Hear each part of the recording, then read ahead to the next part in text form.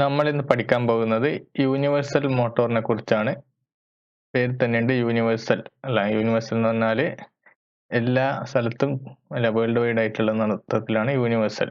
ഇവിടത്തെ കേസിൽ universal supply എന്നാണ് ഉദ്ദേശിക്കുന്നത്. അതായത് AC-യിലും DC-യും അതല്ലേ നമ്മുടെ വേൾഡ് വൈഡ് ആയിട്ട് ഉപയോഗിക്കുന്ന രണ്ട് സപ്ലൈ സിസ്റ്റം AC-യും DC-യാണ്.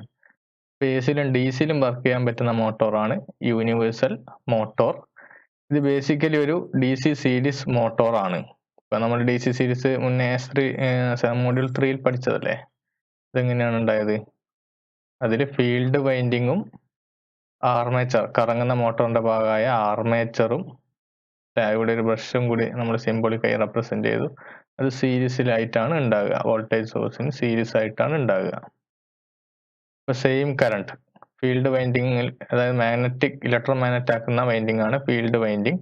ഈ ഫീൽഡ് വൈൻഡിങ് നമ്മുടെ ആർമേച്ചറിന് സീരീസ് ആണ്. അപ്പൊ സെയിം കറണ്ട്, സപ്ലൈ വോൾട്ടേജ് എന്നുള്ള സെയിം കറണ്ട് തന്നെയാണ് ഫീൽഡ് വൈൻഡിങ്ങിലും ആർമേച്ചറിലേക്കും പോകുന്നത് അല്ലെ. Positive to voltage supply voltage നമ്മുടെ ബാറ്ററിയുടെ പോസിറ്റീവ് ടെർമിനലിൽ നിന്ന് നെഗറ്റീവ് ടെർമിനലിലേക്ക് ഒരു കറണ്ട് പോകും അല്ലെ. കറണ്ട് സെയിം കറണ്ടാണ് ഫീൽഡ് വൈൻഡിങ്ങിലും ആർമേച്ചറിലും.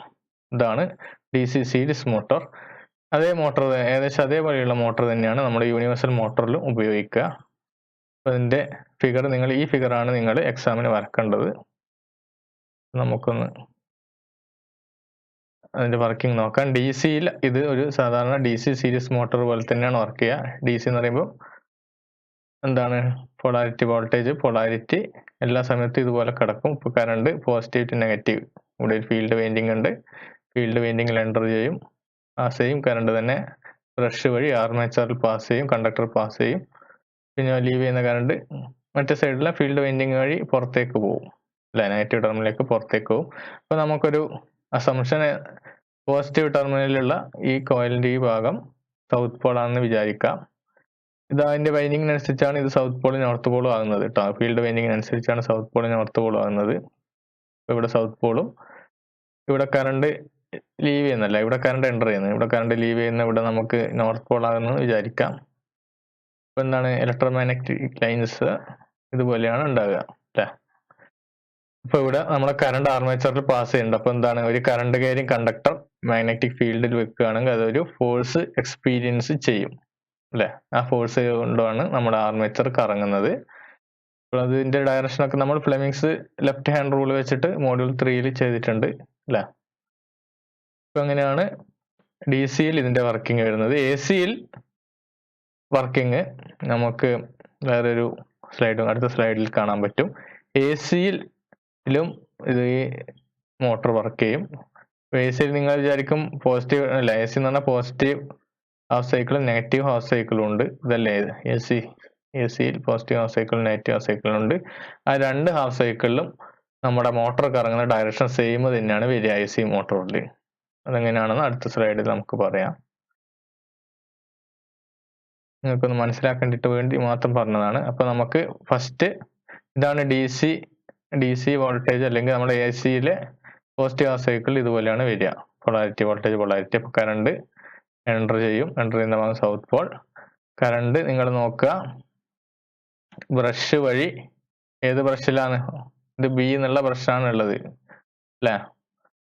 കറണ്ട് B വഴിയാണ് പോകുന്നത് കേട്ടോ. ടോപ്പില് B ആണുള്ളത്, ഇവിടെ B ബ്രഷ് ആണുള്ളത് അല്ലെ. B-യുടെ സ്പ്ലിറ്റ് റിംഗ് ആണുള്ളത്. അപ്പൊ ഇതിലേക്കൂട്ട് കറണ്ട് പോവും. താഴത്തെ ഭാഗത്തുള്ള സ്പ്ലിറ്റ് റിംഗ് A കണക്ട് ചെയ്തിരിക്കുന്നത് താഴത്തെ റിംഗിലാണ്, കണ്ടക്ടറിന്റെ സൈഡ്. ഇത് വഴി A വഴി കറണ്ട് ഈ ബ്രഷ് വഴി ആണ് പുറത്തേക്ക് പോകുന്നത്. അപ്പോ ഇങ്ങനെയാണ് കറണ്ട് പോകുന്നത്. അപ്പൊ ഈ പോസിറ്റീവ് ഹാഫ് സൈക്കിളിലും അതുപോലെ AC-യിൽ നെഗറ്റീവ് ഹാഫ് സൈക്കിളിലും രണ്ട് ഹാഫ് സൈക്കിളിലും ഫോഴ്സ് സെയിം ഡയറക്ഷനിലായിരിക്കും. നമുക്ക് ഈ B സൈഡിലുള്ള ഫോഴ്സ് എങ്ങനെയാണെന്ന് നോക്കാം. അതിന് നമ്മൾ ഫ്ലെമിങ്സ് ഏത് റൂളാണ് എടുക്കുന്നത്? ലെഫ്റ്റ് ഹാൻഡ് റൂൾ എടുക്കുക. നിങ്ങളെ ലെഫ്റ്റ് തമ്പ് എടുക്കുക. Fleming's left hand thumb rule apply ചെയ്യുക. Fleming's left hand thumb rule എന്താണ്? തമ്പ് ഫോഴ്സിന്റെ ഡയറക്ഷൻ പോയിന്റ് ചെയ്യും. നമ്മുടെ വേറെ ഏതൊക്കെയാണ്? ഫോർ ഫിംഗർ നമ്മുടെ നോർത്ത് ടു സൗത്ത് മാഗ്നറ്റിക് ഫീൽഡിലേക്ക് വെക്കുക. എല്ലാം 90 ഡിഗ്രിയിൽ വെക്കണം. റൈറ്റ് ഹാൻഡ് ആണ്. ലെഫ്റ്റ് ഹാൻഡ് ആണ് എടുക്കേണ്ടത്, സോറി ലെഫ്റ്റ് ഹാൻഡ് ആണ് എടുക്കേണ്ടത്. 4 ഫിംഗർ ഫീൽഡ് അല്ലേ, പിന്നെയുള്ള ഫിംഗർ എല്ലാം 90 ഡിഗ്രിയിലാണ് വെക്കേണ്ടത്. പിന്നെയുള്ള സെൻട്രൽ ഫിംഗർ ആണ് നമ്മളെ കറണ്ട് ഡയറക്ഷനിൽ വെക്കേണ്ടത്, എല്ലാം 90 ഡിഗ്രിയിലാണ് വെക്കേണ്ടത്. അപ്പൊ അങ്ങനെ വെക്കുക. ലെഫ്റ്റ് ഹാൻഡിലെ മിഡിൽ ഫിംഗർ കറണ്ട്, അപ്പൊ ഈ സ്ക്രീനിന്റെ ഉള്ളിലേക്കായിട്ട് നമ്മളെ മിഡിൽ ഫിംഗർ വെക്കണം. മറ്റേതോ 4 ഫിംഗർ നോർത്ത് ടു സൗത്ത് അങ്ങനെ പോയിന്റ് ചെയ്യുമ്പോൾ നിങ്ങൾക്ക് തമ്പിന്റെ ഡയറക്ഷൻ മുകളിലേക്ക് കിട്ടും. അതായത് ബിയില് ഫോഴ്സ് മുകളിലേക്കാണ്, എയില് നാച്ചുറലായിട്ട് താഴെയാണ്. ഇനി നമ്മുടെ നെഗറ്റീവ് ഹാഫ് സൈക്കിളിലോ, എ സിയുടെ നെഗറ്റീവ് ഹാഫ് സൈക്കിൾ നിങ്ങൾ നോക്കുക, പൊളാരിറ്റി മാറി അല്ലെ. അപ്പോൾ കറണ്ട് ഇങ്ങോട്ടേക്കാണ് ഇനി എൻ്റർ ചെയ്യുക. അപ്പോൾ ഈ ഭാഗം സൗത്ത് വരും അല്ലെ. പിന്നെയോ താഴത്തെ റിങ് എയുടേതാ, അപ്പൊ എ വഴിയാണ് കറണ്ട് കയറുന്നത് കേട്ടോ. എ വഴി കറണ്ട് കയറും. എന്നിട്ടോ ടോപ്പിലുള്ള ബിയിലെ സ്പ്ലിറ്റ് റിങ് വഴിയാണ് കറണ്ട് പുറത്തേക്ക്, അപ്പൊ ഇവിടെ ബിയിൽ പുറത്തേക്കായി കറണ്ട് ഡയറക്ഷൻ. എന്നിട്ട് ഈ ബ്രഷ് വഴി കറണ്ട് ഈ മാഗ്നറ്റിലെ അല്ലെ ഇലക്ട്രോ മാഗ്നറ്റിക് കയറിയിട്ടാണ് പുറത്തേക്ക് വരുന്നത്. ഈ കേസിലും നമുക്ക് നോക്കിയാൽ മനസ്സിലാവും വോൾട്ടേജിന്റെ പൊളാരിറ്റി മാറിയിട്ടുണ്ട്, അതുപോലെ തന്നെ വേറെ എന്തും കൂടി മാറിയിട്ടുണ്ട്. സൗത്ത് നോർത്ത് അല്ലേ, മാഗ്നറ്റിക് ഫീൽഡ് ജനറേറ്റ് ചെയ്തു. അപ്പൊ മാഗ്നറ്റിക് ഫീൽഡ് ലൈൻസിന്റെ ഡയറക്ഷനും മാറിയിട്ടുണ്ട്. നേരത്തെ നോർത്ത് സൗത്ത് ഇങ്ങോട്ടായിരുന്നു, ഇപ്പൊ മാറിയില്ലേ. കറണ്ട് നമ്മൾ പോസിറ്റീവ് ഭാഗത്ത് സൗത്തും നെഗറ്റീവ് ഭാഗത്ത് നോർത്തും ആണോ, അങ്ങനെയാണ് ഇവിടെ നമ്മൾ അസംഷൻ എടുത്തിട്ടുള്ളത്. ഇനിയോ ഫീൽഡ് ലൈൻ നോർത്ത് സൗത്ത് ഇങ്ങോട്ടേക്കാണ് വരിക. ഇനി വീണ്ടും നിങ്ങൾ ഫ്ലെമിങ്സ് ലെഫ്റ്റ് ഹാൻഡ് റൂൾ ഇവിടെ അപ്ലൈ ചെയ്യുക. നമ്മുടെ സെൻട്രൽ ഫിംഗർ സ്ക്രീനിന്റെ പുറത്തേക്ക് പോകുന്ന രൂപത്തിൽ വെക്കുക. 4 ഫിംഗർ നോർത്ത് ടു സൗത്ത്. അപ്പോൾ എന്താണ്, തമ്പിന്റെ ഡയറക്ഷൻ മുകളിലേക്ക് തന്നെ കിട്ടും. അതിനർത്ഥം ബിയില് ഈ ഡയറക്ഷനിലാണ് ഫോഴ്സ്, എയിൽ താഴെയും. ഇപ്പൊ രണ്ടിലും നോക്കിയാട്ടെ നിങ്ങൾ, ഇവിടെയും താഴെയാണ് കേട്ടോ, ക്ലിയർ ആയിട്ട് പറയാം.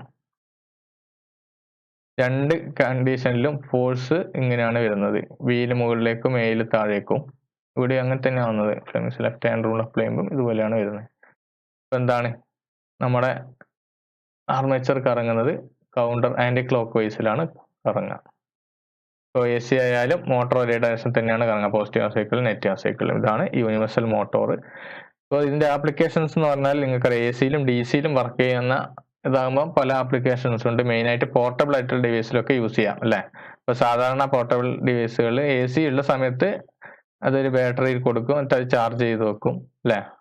പിന്നെ എ സി കറണ്ട് സപ്ലൈ ഒക്കെ ഫെയിലർ ആകുന്ന എ സിയിൽ അല്ലെങ്കിൽ പോർട്ടബിൾ ആയിട്ട് വേറെ എടുത്തുകൊണ്ടാകുമ്പോഴോ ഇപ്പൊ ബാറ്ററി എന്നുള്ള ഡി സി എടുത്തിട്ട് നമുക്ക് മോട്ടോറിനെ വർക്ക് ചെയ്യിപ്പിക്കാം. അല്ലെങ്കിൽ കറണ്ട് ഉള്ള സമയത്ത് എ സിയിൽ വർക്ക് ചെയ്യിക്കുക, കറണ്ട് ഇല്ലാത്ത സമയത്ത് ഡി സി, അങ്ങനെയുള്ള പോർട്ടബിൾ ആയിട്ടുള്ള എക്യുപ്മെന്റ്സ് ആണ് മെയിനായിട്ട് യൂണിവേഴ്സൽ മോട്ടോർ ഉപയോഗിക്കുന്നത്. പിന്നെ വീട്ടിലും ചെറിയ പവറിലുള്ള എക്യുപ്മെന്റ്സ് യൂസ് ചെയ്യും. മെയിനായിട്ട് പോർട്ടബിൾ ആയിട്ടുള്ള ഡ്രിൽസ്, ബ്ലെൻഡേഴ്സ്, പിന്നെ വീട്ടിൽ ഉപയോഗിക്കുന്നല്ലേ വാക്വം ക്ലീനേഴ്സ്, പിന്നെ മിക്സേഴ്സ്, സീയിങ് മെഷീൻസ്, അങ്ങനത്തെ കാര്യങ്ങളൊക്കെയാണ് യൂണിവേഴ്സൽ മോട്ടോർ ഉപയോഗിക്കുന്നത്. ഓക്കെ.